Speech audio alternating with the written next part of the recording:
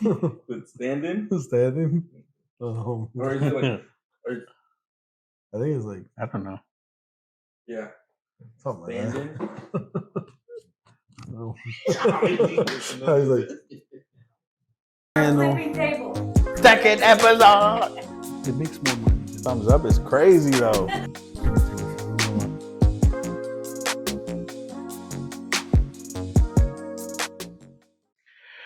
Welcome back to another episode of Flipping Tables. We're excited to have you guys here. We're your host, Fernando. I'm Javi, and we hope you guys are having a great day, a great week, and a great everything. Today, we'll be talking about faith and actions, part 2. Yeah, like Javi said, we're talking about the importance, and we're diving into how important it is to be able to act on your faith and not just be stagnant at all times. One verse that we have here that comes to mind is James chapter 2, verse 17, where it says, "So you see, faith by itself isn't enough. Unless it produces good deeds, it is dead and it's useless." One story that we want to talk about today is about Jesus and Peter walking on water, right? And one thing that we talked about was the importance of what faith is and understanding what it is. My understanding of it is that faith is not just something that you have; it's something that you act on. But more importantly, is that you have to sustain it, right? And we look on the story of when Peter decides that he wants to go for a little stroll on the water, right? And he Matthew chapter 14 talks about the story, and I'm not going to read the entire thing so we don't get too carried into it.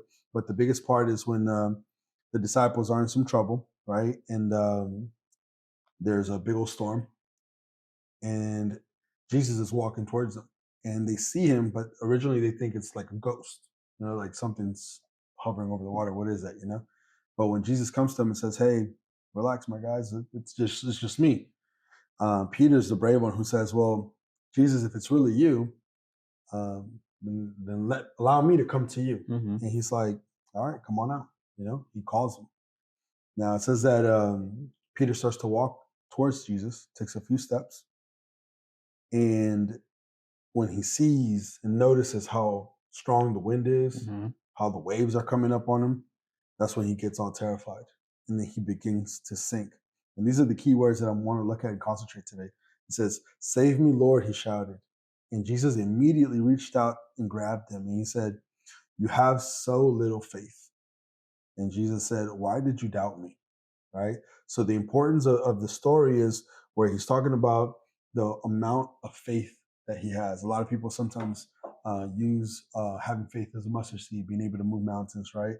But another verse that comes to mind is when in Luke chapter 22:31, says Jesus is talking to Peter. He says, "Simon, Simon, Satan has asked to sift each of you like wheat, but I have pleaded in prayer for you, Simon, that your faith should not fail." In other words, he wanted to make sure that his faith prevails, that it continues to go on, that it doesn't stop.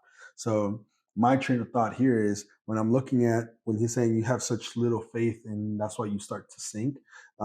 There's versions, or the correct word on that is you have such small faith, not tiny as in little, not in the size as in how long it lasted. You walked, you took a few steps, and all of a sudden you took your eyes off of me, you doubted me, and all of a sudden you started to sink. So my thing today, when I want to talk about today, is faith. How long does faith last, and how important it is to actually carry on to your faith.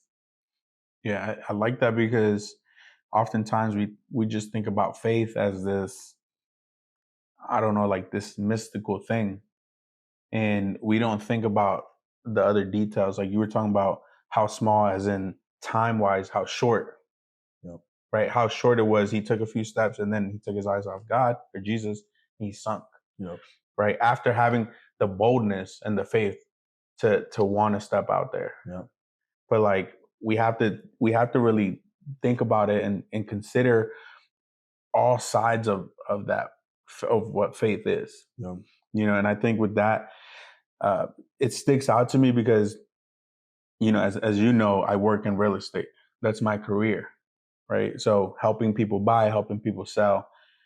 people rent, investments and things like that. But it's not a easy business to be in, because we, with my boss, we really say we live by faith. Nope. Because I don't get paid hourly. I'm not on a salary. So if I only get paid if I sell, Yeah. and I'm not a salesperson by trade. I'm not a pushy person, like not calling out the cell phone stores people. Yeah. But when you go into your cell phone store, whoever your provider is, and all you want to do is just go pay your bill. Let's be honest. I used to work at a store, and every time somebody came in, an old lady that didn't know how to text, and she had to come pay her bill. Like, look, I'm just trying to pay my $70. I had to try to get her account open and be like, look, I can upgrade you to a new iPhone. And she's like, I can barely use this one. I just want to pay my bill. And they wanted me to sell her a phone case. They wanted me to sell her another car charger, another charger. And it's like, you don't need all this. You're like, make sure she walks out with a couple of accessories. Yeah, okay? Don't let her leave without them. exactly. So everything was about upselling. So I'm not that type of person, and I'm in a business, or I'm in a career in an industry where it's all about selling. Mm. And one thing that I'm not is a salesperson. I want to help people, but it's hard for me to push people into that. So I feel like I'm a bit more patient, so things come like a little bit slower sometimes. Yeah. And you're talking about having short faith, or how long is your faith? And I think for me, is like, I think back, especially last year, 2023, where just, I want to say, like the not just the real estate industry, but just the whole world in general, like on the economic side was tough. Yeah. It was an uphill battle, where a lot of the time I spent doubting. A lot of the time I was doubting, like, should I even be in this industry? A lot of the time was doubting, am I even, qualified for this job? Am I even good at this job? Should I go get another job, 9 to 5, somewhere where I know my hours, somewhere where I know that I'm going to have a paycheck coming in, right? Somewhere where I can clock in, clock out. And once I clock out, I can forget about it. Yeah. Because let's be honest, like, we work close to 24/7. Yeah. Because I can't just turn off my computer and go home. Clients are still calling me. Yeah. On weekends, clients are still calling me. So it's a all day, every day type of career. But one thing that, God always came through. God always came through. I said, God, like, oh, I'm struggling right now. I need some deals. Like, I need to close something, because I don't have enough to pay my mortgage. I don't have enough to pay my car, my gas, whatever. And, out of nowhere, boom, a deal. Out of nowhere, a deal. And like, I saw that. But even though I saw him coming through, the next month it was right back to stressing, right back to doubting. Because the Like, bills start piling up, they start coming back. every first, just letting y'all know, every first of the month, the bills are there. So they don't take breaks. They don't take vacation. So, it was back to doubting and being like, man, like, because, and I'll be honest, like, there was parts, just like Peter took his eyes off Jesus. There was times where I'm like, these clients, and I'm trying to work, I'm trying to push through, and I would forget about my spiritual side. I took my eyes off Jesus, right? Spiritually speaking. And I would go back to like my own head and being like, man, I'm stressed. Like, where my next meal coming from? Like, and it's crazy to even go to that detail, where sometimes I was like, man, I don't want to have to spend $15 on lunch today. And then all of a sudden, we had a meeting and somebody provided lunch. My boss was feeling generous and be like, yo, lunch is on me. Let's go. Like, okay, Let's get it. let's get it. I'm ordering some steak today. So stuff like that, bro, where I would see God provide. I would see God like being faithful to me, but just right back at it, my faith was so short that I would go back to stressing, and even doubting, like, again, doubting whether I even belong, because I was sharing with you, I went to college, but I dropped out pretty much to start working in order to have more income and be the man of the household. And so I don't have a degree, I don't have like a title, right? And even to be honest, in real estate, like I don't even know how I ended up in real estate. It was just God opening those doors for me and me taking a leap of faith, and saying, okay, I'll give it a try. Let me see what this is about. And let me see if I'm good at it. Let me see if I like it. And, going on 6 years now, I'm still here and he's still providing. And so a lot of those, I feel like God would constantly tell me, like, look, if you're in this industry, if I have you working here, if you're still here, it's for a reason. It's because I opened the doors for you to be here. Right. And until I tell you to move on, then you'll move on. Right. But it's so hard when you see like the doors are not opening. Yeah. To be like, I mean, anybody would see like, or anybody would think or say, maybe I should move on. Maybe I should, right? When things aren't looking up and things aren't going too great. Yeah. So, but God would constantly remind me, look, if I have you here, it's for a reason. If I have you here for a reason. If I have you here, it's for a reason. And then, I remember like going into the new year, this year, 2024, literally, bro, January 1st, just hanging out with some friends, and they gave me a word, right? Very specific. And I was like, okay, well, now I got to hold on to it. And thank God, like I started this year strong, but right now it's sort of slowed down a little bit, but I'm still holding on to that word that God said. Yeah. And a few years ago, I was sharing with you earlier that, I went through a certain situation where, God gave me an answer, and his answer was walk by faith. And if you really think about it, that's not an easy thing to do. Right. That's not an easy thing to do.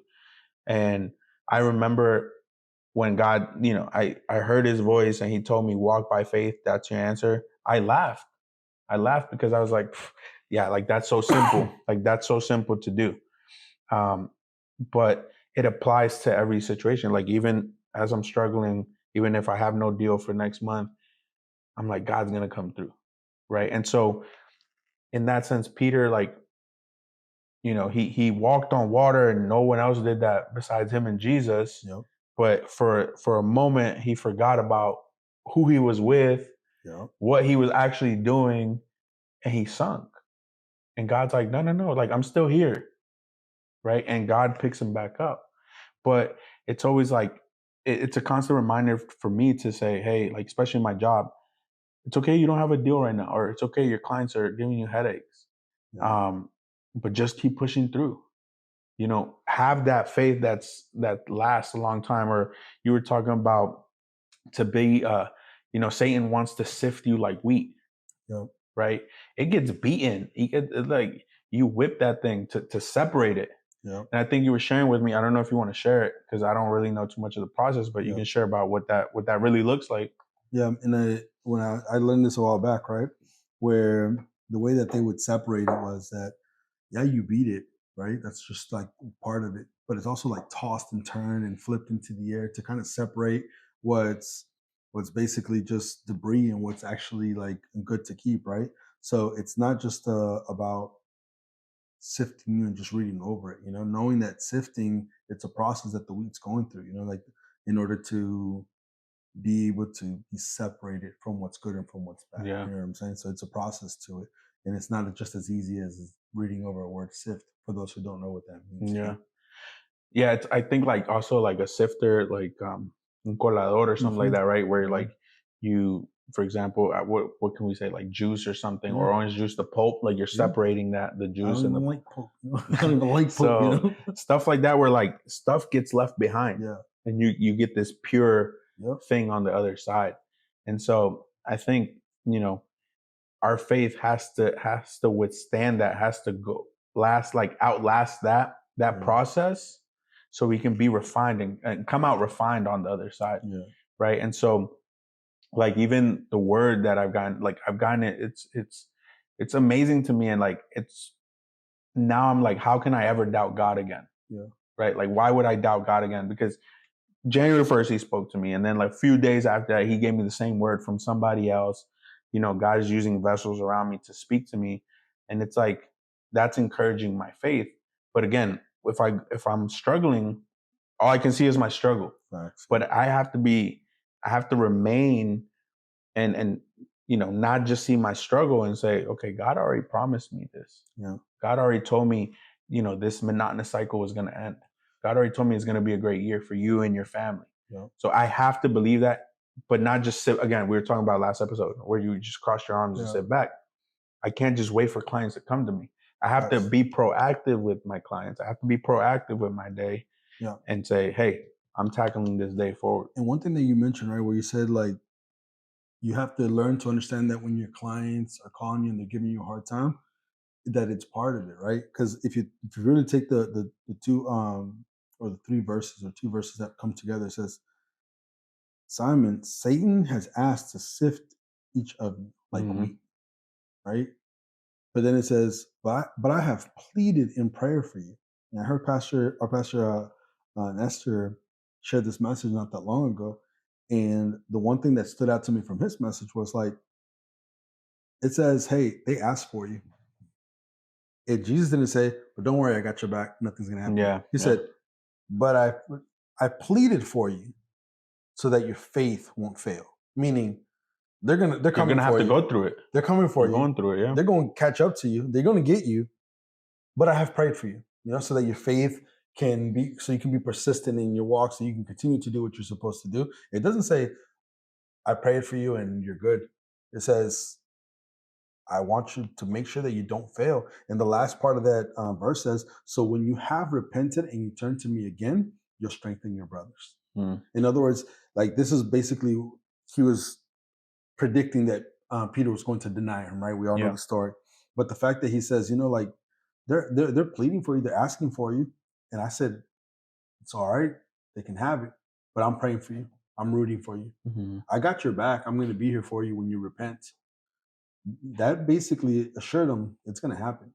So I think, like, for sometimes for us, it's like, we think that because God gave us a promise, that it's just going to be gifted to us, but like, we have to remember, and we've talked about this before, right? It's not just falling in love with the goal or the thing that we have in mind, just not the finish line, but you have to fall in love with the process, right? Like, when we talk about races and stuff like that, you can't just stare at the finish line and be like, oh, I'm gonna get there.